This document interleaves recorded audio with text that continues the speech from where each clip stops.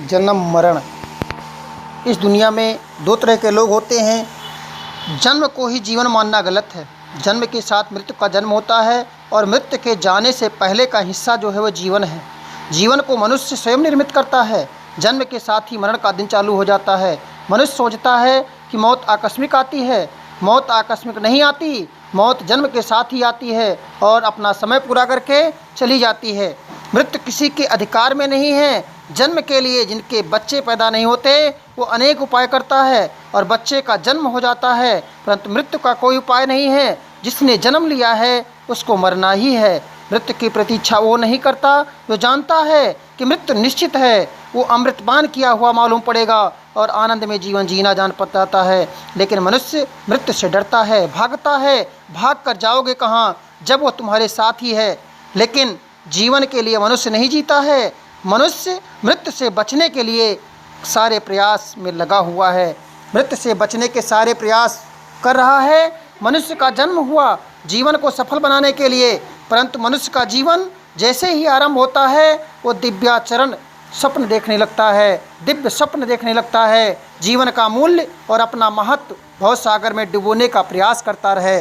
जबकि यहाँ पर जो भी जीव चर या अचर सभी नाशवान हैं, फिर भी सत्य को समझ न पाने के कारण जीवन को असत्य में डुबो देता है। संसार के मोह बंधन नहीं छोड़ पाता। उसके आकर्षण में ऐसा फंसता है कि जीवात्मा को विषय भोगों से कभी तृप्ति नहीं होती। जीवन एक जलता हुआ दीपक के समान है। दीपक लहराता हुआ जलता है। ऐसे ही मनुष्य अहंकार के वशीभूत होकर लहराता रहता है, जिससे हमेशा सुख दुख होते रहते हैं। मनुष्य का जन्म इसलिए मिला है कि जीवन के निश्चित लक्ष्य को जान लेना ही परम उद्देश्य है।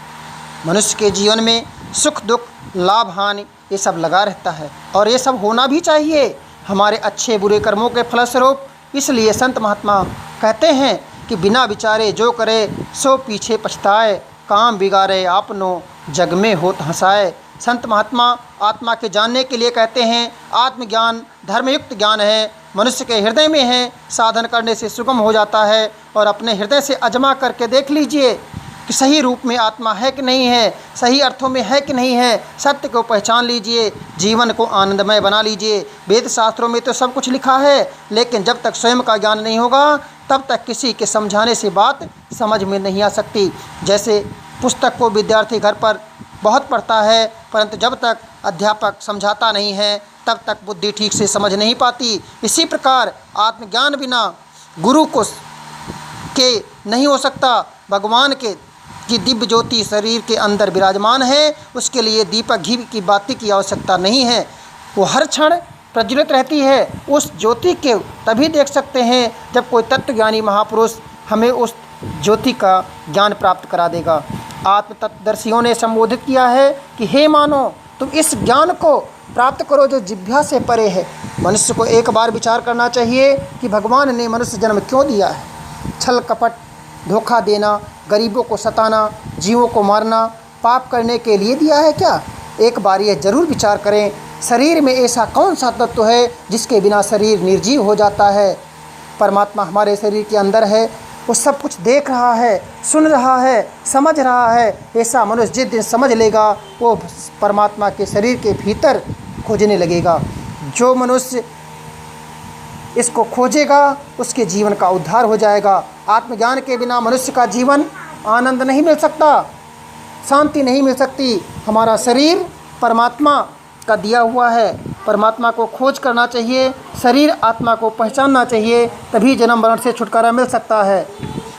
मनुष्य के शरीर मिलने पर भी नहीं, रहन सहन कीड़ों मकोड़ों की तरह हो जाए तो दुख की बात है। साधना द्वारा मनुष्य जीवन सार्थक हो जाता है। जो साधना मार्ग में है वह आज से ही साधना शुरू कर दें, तब मनुष्य तन पाना मनुष्य के लिए सार्थक होगा। मनुष्य का ज्ञान बुद्धि है, ज्ञान है, विवेक है, इसलिए साधना मार्ग में आ जाना चाहिए, साधना शुरू कर देनी चाहिए। वृद्धावस्था का इंतजार नहीं करना चाहिए, क्योंकि वृद्धावस्था सभी के जीवन में आने वाली नहीं है। जब शरीर स्वस्थ है, उम्र कम है, उसी समय साधना के लिए उचित समय है। बुढ़ापा में तो सारे शरीर कमज़ोर हो जाएगा, खून में शक्ति की कमी हो जाएगी, तब मनुष्य का नया कर्म बुढ़ापा में शुरू नहीं हो सकता।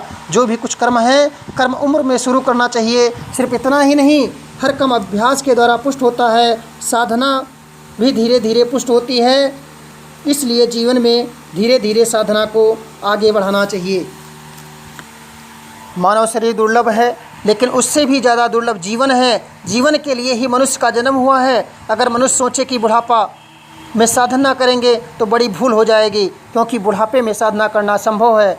पश्चाताप कर सकता है परंतु साधना नहीं कर सकता। मनुष्य जब वृद्ध हो जाता है तब वो कहने लगता है कि जीवन असार है, संसार असार है, क्योंकि जीवन को जाना ही नहीं, संसार को समझा ही नहीं, पूरी ज़िंदगी कामनाओं की पूर्ति में लगा दिया। अब वृद्ध हुए तब माला लेकर सुमिरन करने लगे, सिर्फ पाखंड को जन्म देने लगे, भक्ति को समझा ही नहीं, चल दिए भक्त बनने, दूसरे की बुराई करने, पूरी ज़िंदगी गुजार दिए दूसरे की बुराई करने में और बुढ़ापे में चल दिए भगवान भजन करने। लेकिन बुढ़ापे में कोई साधना बन नहीं सकती। ब्रह्मचारिणी बनने पर ब्रह्मचर्य को जाना ही नहीं, बच्चे को सिखाने लगे कि चोरी करना, झूठ बोलना पाप है। स्वयं ऐसा क्या किया था? अगर स्वयं किए होते तो बच्चों को बताने की जरूरत ही नहीं पड़ती, क्योंकि बच्चे घर परिवार के संस्कार को अपनाते हैं। जीवन में दुख का कारण कामना ही है, कामना स्वभाव ही दुख है। सहज जीवन न जीकर मनुष्य अपनी नित्य प्रति बनी कामनाओं की पूर्ति में दौड़ लगाता रहता है। इसलिए दौड़ में भले ही आशंकित सफलता मिल जाए, परंतु कामनाओं मनुष्य को विश्राम नहीं लेने देती। इस प्रक्रिया में कभी उसे सफलता नहीं मिली तब वो खींचता है, क्रोधित होता है। कामना ही लोभी बनाती है। मनुष्य जब पूरी तरह से कामनाओं के जाल में फंस जाता है तब अहंकार हो जाता है। ऐसी स्थिति में मनुष्य की बुद्धि भ्रमित होकर अनर्गल कार्य करने के लिए प्रवृत्त हो जाती है। मनुष्य जब कामना से विरत होकर ऊपर उठने का अभ्यास करता है तब उसे दुख से मुक्ति मिल जाती है। तभी अपना जीवन यात्रा को सफल बना सकता है और अंतर्मुखी होकर अपनी निजता को अपनाने में, पहचानने में सफल हो जाता है। उसे सुख की अनुभूति होने लगती है। कामना रहित जीवन में ही आनंद है। कामनाओं को समझकर विवेकवान बनने में ही जीवन की सार्थकता है।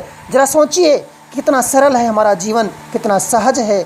जीवन का सारा गणित, सब कुछ अपने आप ही होता चला जा रहा है। सांसों का आना जाना, पलकों का गिरना उठना, शरीर की उस क्रिया का होना जो हमारे अस्तित्व की रक्षा के लिए अनिवार्य है। कितना अद्भुत है जीवन, स्वचालित है। मनुष्य को विचार करना चाहिए कि ये शरीर स्वचालित है तो कैसे है, इसके अंदर कौन बैठा है जो कार्य कर रहा है। जो कार्य कर रहा है क्या वही तो आत्मा नहीं है? इस संसार में मान्यताएं अनेक हैं, लादे गए बोझ अनेक हैं। मनुष्य को समाज में मान्यताओं और परंपराओं को, धर्म का, रीति रिवाजों को, सभ्यताओं को, संस्कारों का अनेक तरह का बोझ लदा हुआ है। ये शरीर इतने बोझ से लद गया है, उसी से दुख का जन्म हो जाता है। जीवन अकेला था, अकेला है और बोझ अनेक हैं, अनगिनत हैं, तो फिर जीवन को आनंद कहाँ से मिलेगा? मनुष्य अकेले आया था, अकेले ही है। मछली का जाल डाल देने जैसा है, उसी जाल में फड़फड़ाता रहता है। समाज को जीवन से मतलब नहीं है, समाज को दूसरे को दुखी देखने में आनंद मिलता है। अगर कोई व्यक्ति हमेशा मुस्कुराता रहे तो समाज के लोग उसे पागल करार दे देंगे, कहने लगते हैं, डांटने लगते हैं, परीक्षण कराओ। स्वयं का परीक्षण नहीं करते। दो आदमी बात कर रहे हों, आपस में हंस रहे हों तो दोनों डांटने लगेंगे। इसलिए समाज को मानने वाले कठोर होते जा रहे हैं। मुस्कुराना लोग भूलते जा रहे हैं। मुस्कुराने में कोई पैसा नहीं लगता, परंतु आजकल लोग मुस्कुराने पर डांटते हैं और रोने पर खीस काट कर वो खुद चले जाते हैं। कोई मुस्कुराहट नहीं दे सकता। मुस्कुराहट छीनने के लिए तो बहुत लोग आ जाते हैं, लेकिन जीवन में मुस्कुराहट देने वाला बिरला योगी ही पहुंचता है। जीवन का आनंद स्वयं से लेना पड़ेगा, मुस्कुराना स्वयं से पड़ेगा। दूसरे को भी आनंद में मुस्कुरा कर जीवन देना ही संत बनना है। पृथ्वी को स्वर्ग बनाना है तो मुस्कुराना और दूसरे को मुस्कुराने की कला सिखाना होगा। भगवान भले ही विशाल हो, भवन भले ही विशाल हो, परंतु बनता है छोटी छोटी ईंटों से। जिंदगी में बड़ापन आएगा छोटी छोटी बातों से। सही गलत के बीच अंतर करने की क्षमता ही मनुष्य को पशुओं से अलग करती है। आध्यात्मिक दृष्टि से विकसित होने पर पराधीनता से निकलकर स्वाधीनता की मुक्त वायु में जीवन व्यतीत करना चाहिए। क्रोध में मनुष्य के मन की बात नहीं करता, उसका उद्देश्य केवल दूसरे को दिल दुखाना होता है। कष्ट सहने की तैयारी नहीं होती तो लाभ दिखाई नहीं देता।